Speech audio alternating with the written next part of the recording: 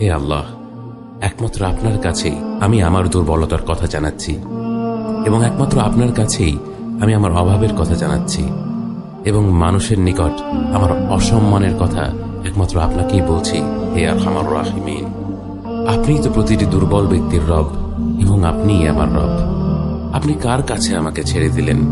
এমন অচেনা মানুষদের কাছে যারা আমার ক্ষতি করতে চায়, নাকি এমন শত্রুর কাছে যাকে আপনি আমার চেয়ে অধিক শক্তি দিয়েছেন? হে আল্লাহ, যদি আপনি আমার উপর রাগ না করে থাকেন তাহলে এর কিছুতে আমার কিছু আসে যায় না, কিন্তু আপনার আশ্রয় পেলে আমার পরিস্থিতি আরেকটু সহনীয় হবে। হে আল্লাহ, আমি আপনার চেহারার নূরের কাছে আশ্রয় চাই, যা সব অন্ধকারকে উজ্জ্বল করে দিয়েছে, যা দুনিয়া এবং আখিরাতের সব বিষয়ের সংশোধক। আল্লাহ, আপনার রাগ এবং অসন্তুষ্টি থেকে আমি রেহাই চাই। আল্লাহ, এ সব কাজই শুধু আপনাকে খুশি করার জন্য করা, এবং আপনি ছাড়া কোনো শক্তি নেই, কোনো ক্ষমতা নেই।